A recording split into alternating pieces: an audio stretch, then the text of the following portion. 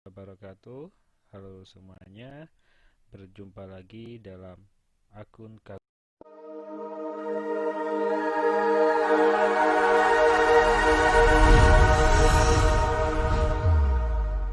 Guru ya.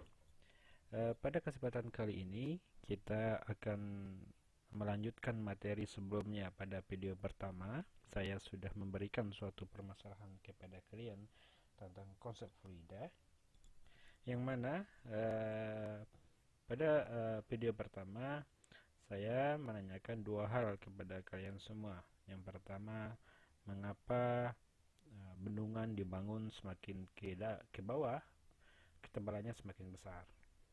Pertanyaan yang kedua adalah mengapa infus diletakkan posisinya lebih tinggi daripada pasien. Setelah saya cermati hasil dari hipotesis yang telah kalian berikan, jawaban sementara yang telah kalian berikan, saya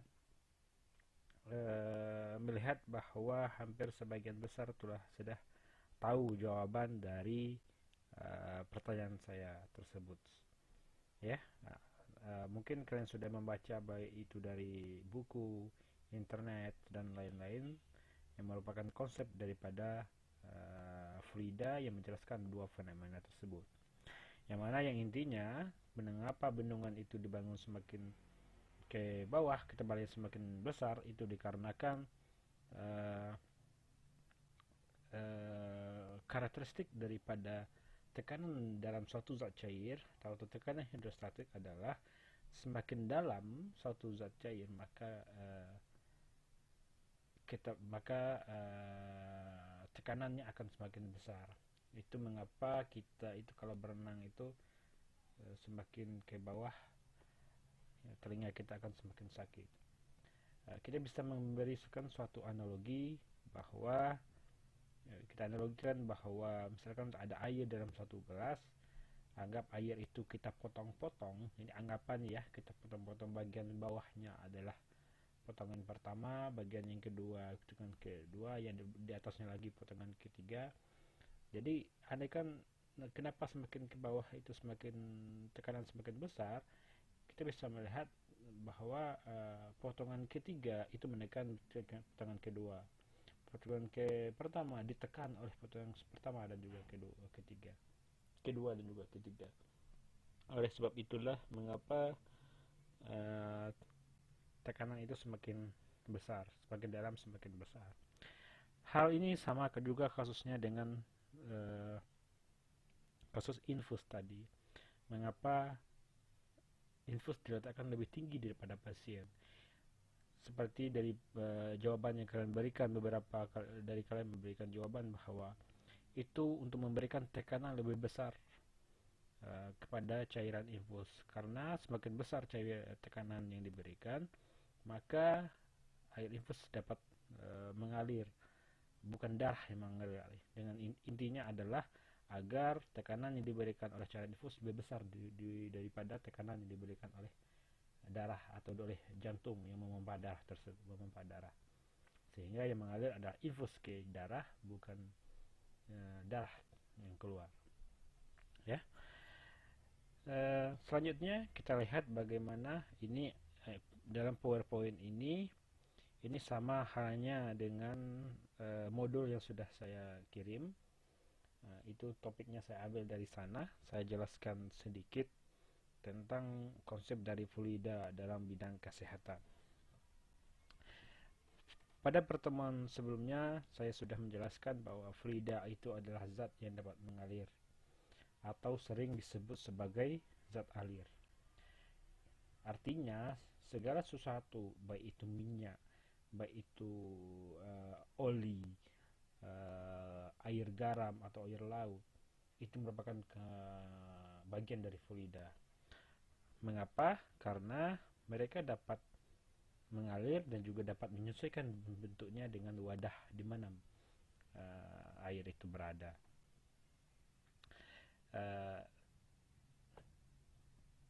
Ada dua bentuk zat yang merupakan bagian dari fluida, yaitu zat cair dan juga zat gas. Kalau zat padat tidak, karena molekulnya terikat Yang kedua, tidak bisa menyesuaikan bentuknya dengan wadah.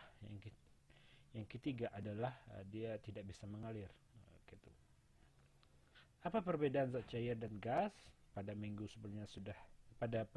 sebelumnya sudah saya jelaskan secara karakteristik daripada zat cair dan gas. Kita lihat lagi,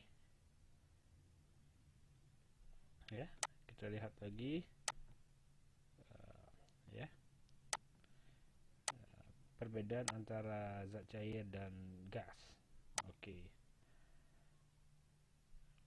Oke, kalau zat cair seperti yang dijelaskan pada pertemuan sebelumnya, molekulnya terikat, ya, tapi terikatnya secara longgar sehingga dia mampu menyesuaikan bentuknya dengan wadahnya. Yang kedua, adanya tekanan karena gaya gravitasi, artinya tekanan yang ada di dalam suatu fluida tersebut dalam zat cair itu disebabkan oleh gaya gravitasi. Yang menjadi tambahan adalah dia bersifat non-compressible, ya, tidak dapat ditekan, artinya tidak berubah volumenya jika mendapatkan tekanan. Salah satu contoh daripada zat cair itu kan yang paling di bidang kesehatan itu adalah darah, bagaimana sistem darah mengalir di dalam tubuh manusia ataupun dalam tubuh makhluk hidup, ya. Sedangkan gas itu merupakan molekul yang bergerak bebas dan saling bertumbukan. Karena dia bergerak bebas, artinya ketika bergerak bebas munculnya suatu tekanan yang diakibatkan oleh adanya tumbukan. Itulah yang G2 ini. Dan dia bersifat compressible, dapat ditekan. Contohnya adalah udara dalam sistem respirasi tubuh kalau di dalam bidang kesehatan. Bagaimana konsep daripada pernapasan itu adalah menggunakan konsep dari gas sebagai fluida.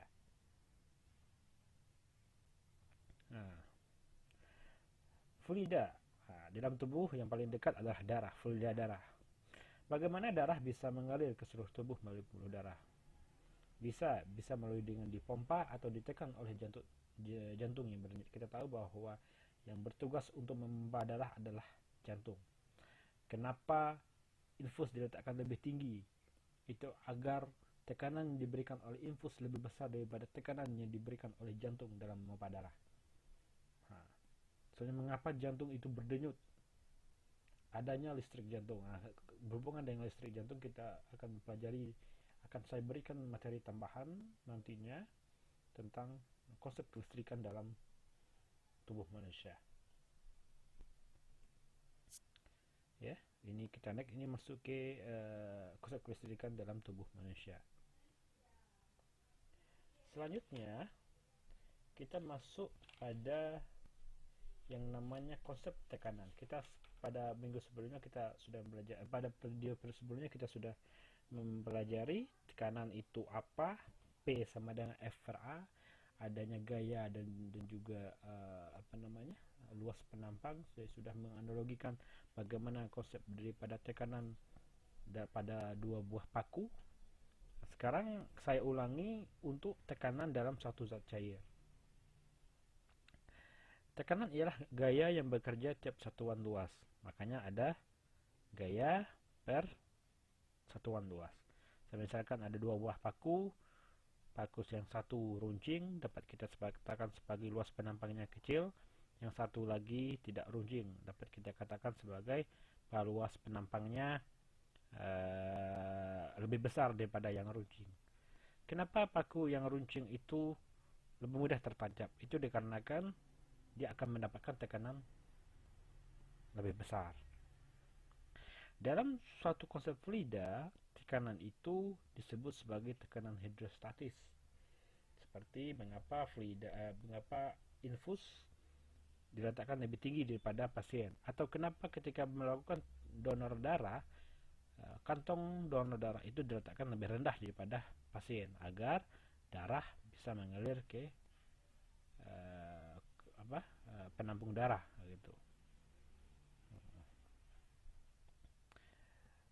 Selanjutnya berhubungan dengan tekanan darah, Biasanya orang kalau kita melakukan pengukuran tekanan darah itu dengan eh, alat tensimeter atau sphygmomanometer, ya, itu alat untuk mengukur tekanan darah. Nah, yang mana alat itu kita sebenarnya untuk mengukur alat tekanan darah itu kita bisa bisa buat secara sederhana tetapi tidak akurat, ya. Itu berisi titik air raksa dan biasanya dikalibrasi dalam bentuk milimeter Hg, ya. Nah, dan sekarang banyak eh, alat untuk mengukur tensimeter itu yang bersifat apa namanya, digital, tidak lagi yang bersifat manual lagi. Banyak yang sudah bersifat digital, sudah canggih sekarang, ya. Ada dua jenis tekanan, ya, yang biasanya diukur.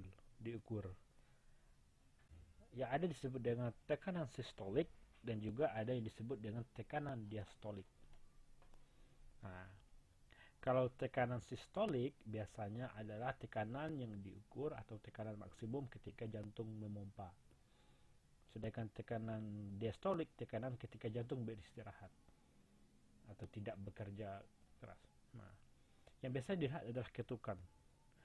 Pada awalnya, tekanan udara pada jaket dinaikkan tinggi di atas tekanan sistolik, ya, dengan pompa tangan, dan tekanan ini memompa arteri utama di lengan dan memotong aliran darah. Tekanan udara kemudian diperkecil perlahan-lahan sampai titik di mana darah kembali mulai mengalir ke tangan. Ya, bagaimana sistem orang mengukur tekanan darah, ya. Hal ini dideteksi dengan mendengarkan karakteristik ketukan darah yang kembali ke lengan bawah dengan stetoskop. Pada saat ini, tekanan sistolik sama dengan tekanan udara pada jaket. Ya, ini adalah sistem yang sering kalian lihat bagaimana seorang perawat, dokter melakukan pengukuran tekanan darah. Ini adalah grafik sistol dan diastol. Ya, ada grafik sistol dan diastol. Coba dipelajari, banyak panduan di YouTube untuk bagaimana cara membaca grafik sistol dan diastol. Selanjutnya, kita mempelajari tentang yang namanya gerak dalam Frida, ya, atau disebut sebagai aliran dalam Frida. Bagaimana darah itu mengalir dalam tubuh. Ada yang dinamakan sebagai aliran laminer. Ada yaitu yang paling stasioner atau streamline, tapi yang sering disebut adalah aliran laminer. Ada lagi yang disebut sebagai aliran turbulence, ya. Suatu aliran dikatakan laminer, ya, itu bila setiap partikel yang melalui titik tertentu selalu mempunyai lintasan garis lurus, ya, garis lurus. Sedangkan setiap partikel yang dia ini biasanya yang laminer ini dia kecepatannya itu konstan. Nah, yang dia melalui garis yang lurus, ya. Sedangkan yang turbulence dia ini fenomena turbulence itu bisa kita lihat ketika kita misalkan kita mengendarai motor di antara truk dan juga di antara dua buah mobil atau ada truk ada mobil. Coba kalian mengendarai motor di antara truk atau di sebelah truk, kalian akan merasa akan terlempar. Itu akibat daripada aliran udara itu bersifat turbulence. Ya, biasanya fenomena turbulence banyak terjadi di pesawat, ya. Nah, itu banyak yang terjadi. Nah, selanjutnya itu kita ada yang namanya debit. Debit itu adalah jumlah daripada volume atau jumlah daripada volume suatu cairan, air atau darah yang mengalir pada suatu waktu tertentu, dari suatu waktu tertentu. Maka disebut dengan debit. Ya. Biasanya orang mengukur itu kita apakah pada pembuluh darah atau pada pipa kalau air. Nah, itu kita mengukur volume atau jumlah debitnya. Kalau orang bilang itu jumlah volume atau jumlah fluida yang mengalir per satuan waktu melalui suatu pipa dengan luas penampang A dengan kecepatan tertentu ya. Debit tersebut ada lagi hubungannya dengan konsep kontinuitas. Dalam konsep kontinuitas semuanya ini berhubungan dengan apa namanya? Semuanya berhubungan dengan yang namanya aliran darah sebenarnya. A1 bagaimana kita bisa menghitung dengan persamaan kontinuitasnya itu A1 P1 A2 P2.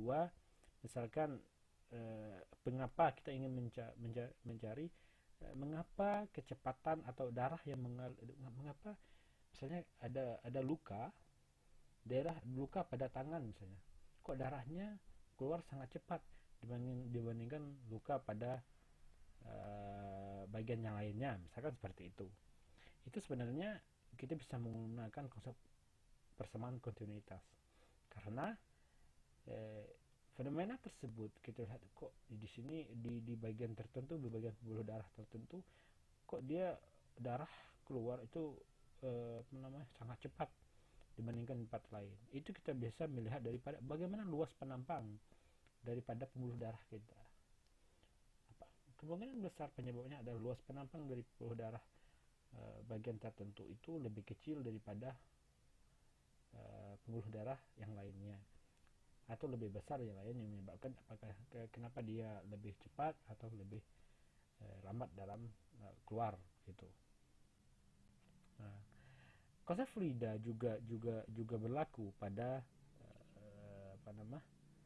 bagaimana peredaran daripada kita bisa melihat bagaimana peredaran daripada air dalam suatu pipa. Itu berlaku juga pada peredaran dari darah dalam tubuh kita. Kita tahu bahwa darah itu mengalir dari jantung ya ke aorta, masuk ke arteri ya, bercabang lagi ke arteri yang kecil, dia bercabang lagi ke arteri yang kecil, dia arteri besar, arteri kecil ya, yang disebut sebagai arteriol ya. Selanjutnya bercabang lagi menjadi sejumlah pembuluh kapiler yang sama kecil. Makanya sampai pada darah kembali ke jantung melalui vena. Makanya sebenarnya darah itu mengalir dari itu ke itu saja. Tetapi prosesnya ini sangat berarti. Tekanan darah itu berapa? Tekanan darah itu sangat berarti, sangat penting ya bagi kesehatan tubuh manusia.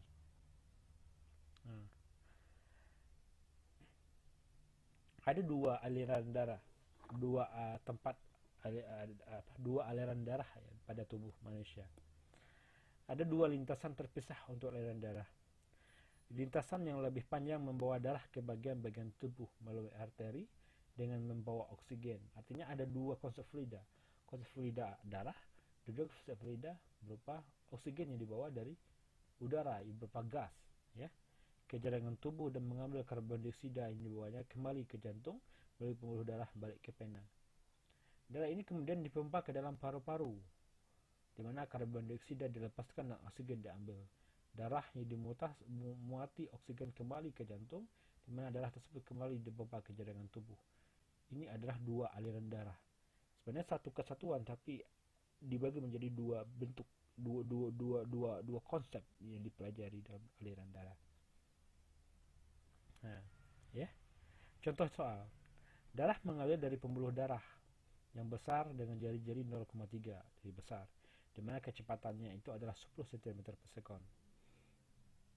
Habis itu dilanjutkan ke dalam daerah di mana jarinya berkurang, jadi jari-jari atau luas penampang daripada pembuluh darah itu lebih kecil, 0,2 cm.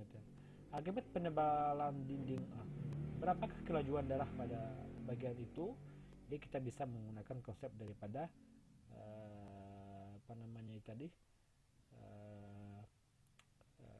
konsep daripada rumus A1 P1 sama dengan A2 P2 ya, yang merupakan persamaan kontinuitas yang bisa kita tahu bahwa mengapa darah itu lebih cepat di sini. Kita lihat bahwa ternyata pada P2 yang darahnya 0,2 cm, yang luas penampang pembuluh darah 0,2 cm, itu kecepatannya lebih besar, 22,5 cm dibandingkan yang awalnya 0,3, ternyata hanya 10 cm. 10 cm per sekon, ya.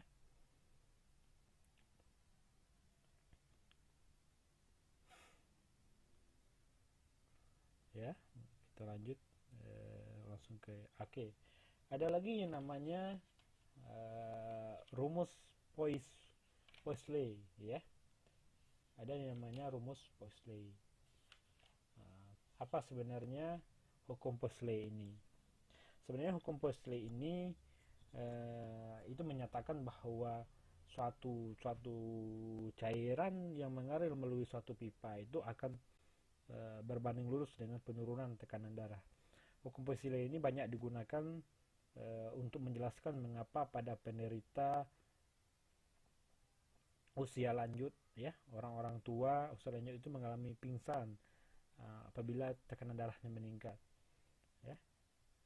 Dan kalau dicek suhu tubuhnya pada bagian suhunya itu dingin, itu kenapa? Itu konsep Poiseuille ini sangat berguna untuk menjelaskan hal tersebut.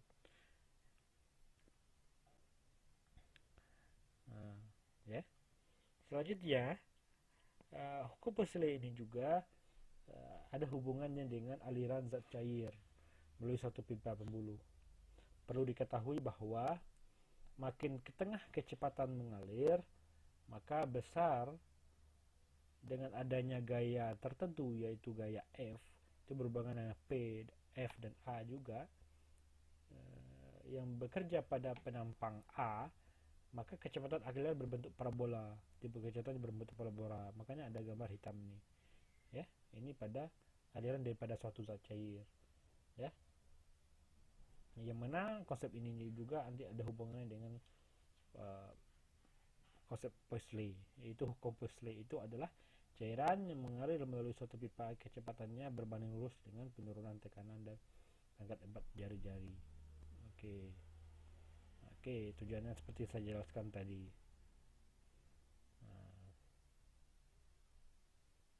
Ada beberapa efek, ya,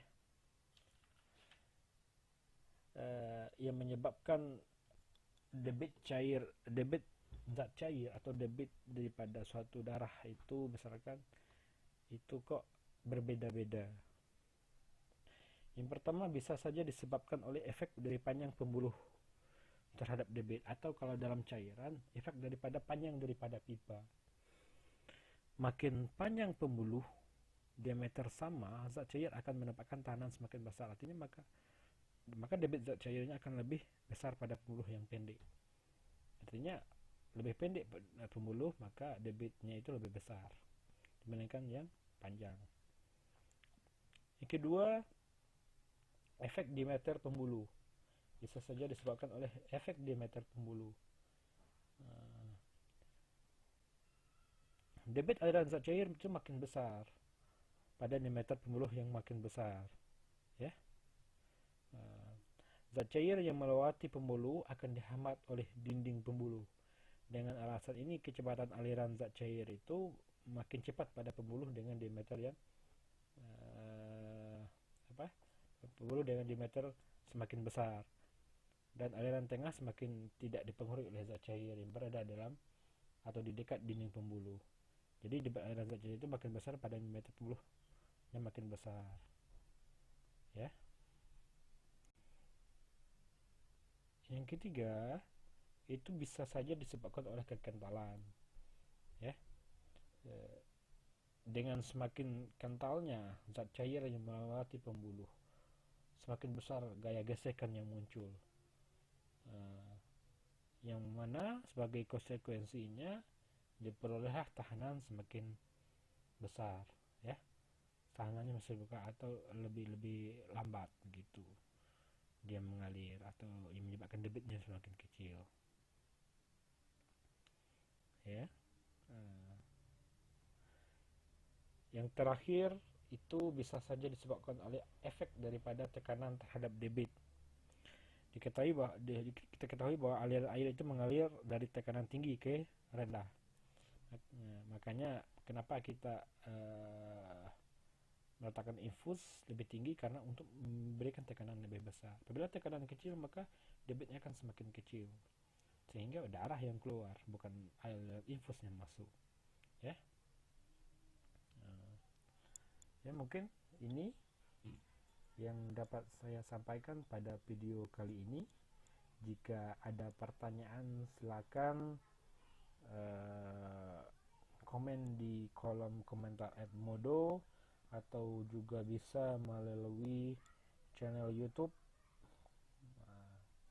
Ya, jika ada pertanyaan, mohon maaf jika banyak kekurangan dalam video ini. Saya tutup dengan wabillahi taufiq wal hidayah. Wassalamualaikum